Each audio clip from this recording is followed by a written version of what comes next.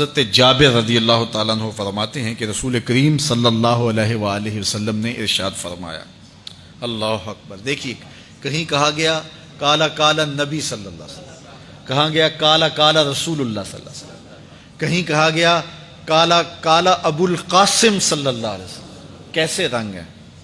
حضرت عائشہ بھی روایت کرتی ہیں حضور کی حدیث، تو کبھی نہیں کہتی کہ کالا کالا زوجی، میرے شوہر نے کہا، وہ بھی کہتے ہیں کالا کالا رسول اللہ، میرے رسول نے کہا۔ حضرت عباس روایت کرتے ہیں تو کبھی نہیں کہتے کہ میرے بھتیجے نے کہا، وہ بھی کہتے ہیں کالا کالا رسول اللہ صلی اللہ علیہ وسلم۔ اللہ اکبر۔ حضرت علی روایت کرتے ہیں، حضرت علی حضور کے بھائی لگتے ہیں نا، تو کبھی نہیں کہتے کالا کالا اخی، میرے بھائی نے کہا، وہ بھی کہتے ہیں کالا کالا رسول اللہ صلی اللہ علیہ وسلم۔ اللہ اکبر۔ یار رسول کا رشتہ کتنا بڑا رشتہ ہے۔ تو کوئی نہیں کہتا میرے شوہر نے کہا ہے، کوئی نہیں کہتا میرے بھتیجے نے کہا ہے، کوئی نہیں کہتا کہ میرے بھائی نے کہا ہے، سارے کہتے ہیں میرے رسول نے کہا ہے۔ تو یار یہ کتنا بڑا رشتہ ہے، کتنا عظیم رشتہ ہے، تو اس رشتے کے ساتھ فخر ہوتا ہے، ناز ہوتا ہے۔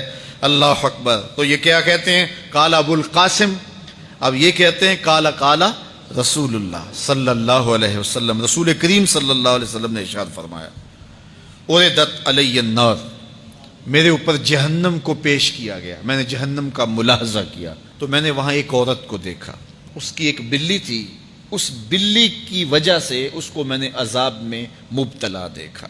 کیسے بلی کی وجہ سے اس کو عذاب دیا جا رہا تھا؟ اس نے بلی کو باندھا ہوا تھا، قید کیا ہوا تھا، نہ تو اس کو وہ کوئی دودھ دیتی تھی، کوئی اس کو کھانے کے لیے چیز دیتی تھی، اور نہ ہی اس کو چھوڑتی تھی کہ وہ زمین کے کیڑے مکوڑے کھا کے اپنے پیٹ کی آگ بجھا سکے، یہاں تک کہ وہ بلی بھوک کی وجہ سے مر گئی۔ رسول اللہ فرماتے ہیں بلی کی اس مالکہ کو میں نے جہنم کی آگ میں جلستے ہوئے دیکھا۔ اور عمر بن عامر الخزائی، بنو خزاعہ کا شخص عمر، اس کو میں نے دیکھا اپنی انتڑیوں کو جہنم کی آگ میں دھکیل رہا ہے، اس کی انتڑیاں نکلی ہوئی ہیں اور جہنم کی آگ میں گھسیٹتی ہوئی اس کی انتڑیاں جا رہی ہیں۔ یہ پہلا شخص تھا جس نے سائبہ بنائے تھے، جانوروں کے کان چیر دیے اور بتوں کے نام پہ چھوڑ دیے، یعنی سب سے پہلے بت پرستی کا آغاز عرب میں کرنے والا بنو خزاعہ کا عمر بن عامر یہ تھا۔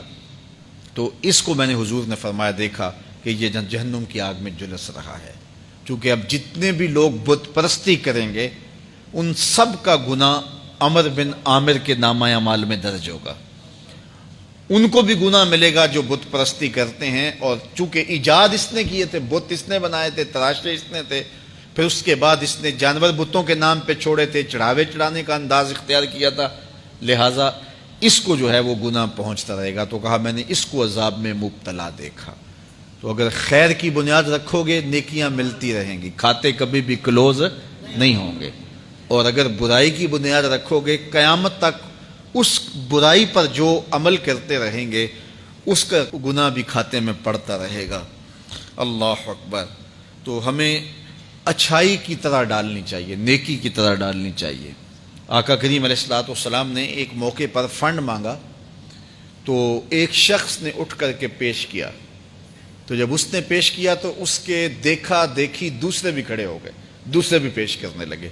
بعض کا سارے خاموش ہوتے ہیں، کوئی ہمت نہیں کرتا، تو ایک کھڑا ہوا تو اس کو دیکھ کے دوسرے بھی کھڑے ہو گئے۔ تب حضور نے فرمایا تھا من سنّا فی الاسلام سنتاً حسنۃ فلہ اجرھا، جس نے اسلام میں کوئی اچھا طریقہ رائج کیا اس کو اس کا اجر ملے گا، اور پھر اس کی دیکھا دیکھی جس نے بھی کوئی اچھا کام کیا اس کا اجر بھی اس کے اجر کی کمی کے بغیر اس کے کھاتے میں بھی داخل ہوتا رہے۔